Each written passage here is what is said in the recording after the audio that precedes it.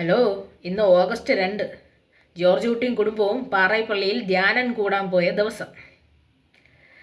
George കുട്ടിക്ക് വെറുമൊരു 4ാം ക്ലാസ്സുകാരൻ്റെ ബുദ്ധിയല്ല അവന്. ഒരു കേബിൾ TV കണക്ട് ചെയ്തുകൊണ്ടിരിക്കുന്ന സിനിമകളെ ഒരുപാട് സ്നേഹിക്കുന്ന ജോർജ് കുട്ടിയുടെ ബുദ്ധി എന്താണെന്ന് IPS ഉദ്യോഗസ്ഥർ വരെ ഞെട്ടിയ ദിവസം. അതാണ് ഓഗസ്റ്റ് 2.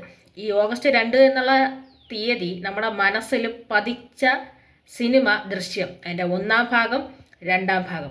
വരുണിനെ കൊഴിച്ചു മൂടിയതെവിടെ? ഇതുവരെയും അതിന് ഒരു തെളിവും കിട്ടിയിട്ടില്ല. 2 IPS ഉദ്യോഗസ്ഥർ തലകുത്തനെ നിന്ന് കണ്ടുപിടിച്ചിട്ടും പിന്നെ ഈ IPS ഉദ്യോഗസ്ഥർ 2 സ്പൈകളെ കുടുംബത്തിനകത്ത് വിട്ടിട്ടും പാറായിപ്പള്ളിയിൽ ധ്യാനം കൂടാൻ പോയത് ഓഗസ്റ്റ് 2-ാം തീയതി. അതിനൊരു മാറ്റവുമില്ലാതെ ജോർജ് കുട്ടി നിന്നു.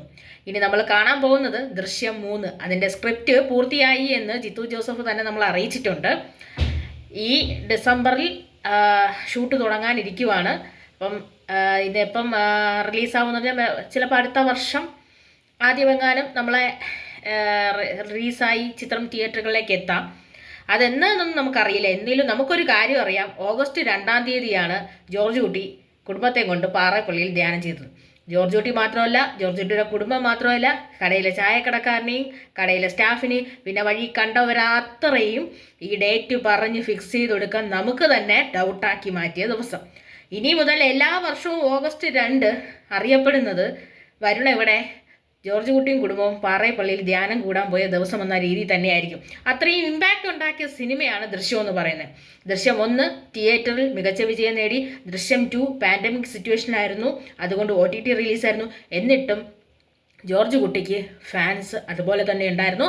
ഇനി വരാൻ പോണ ദൃശ്യം 3 ആണ്. 3യുടെ നല്ല തീ പാറുന്ന സ്ക്രിപ്റ്റ് തയ്യാറാക്കി ജിത്തു ജോസഫ് വച്ചിട്ടുണ്ട്. കിട്ടില്ല ക്ലൈമാക്സും റെഡിയാക്കി വെച്ചിട്ടുണ്ട്. ഒരു മലയാള സിനിമയിൽ ഒരു നടൻ ചെയ്തു വെച്ച സിനിമ ഒരു തീയതിയുടെ പേരിൽ ഇങ്ങനെ ഓർക്കണമെങ്കിൽ ആ ചിത്രം ലാലേട്ടൻ്റെ ആയിരിക്കണം.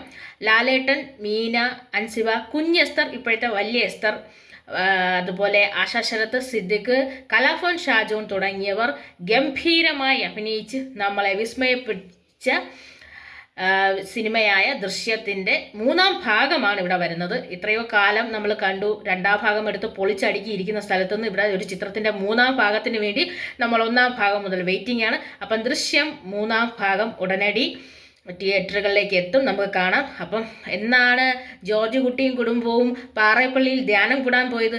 ഓഗസ്റ്റ് 2 അല്ലേ? ഓഗസ്റ്റ് 2, അതിന് മാറ്റമില്ല.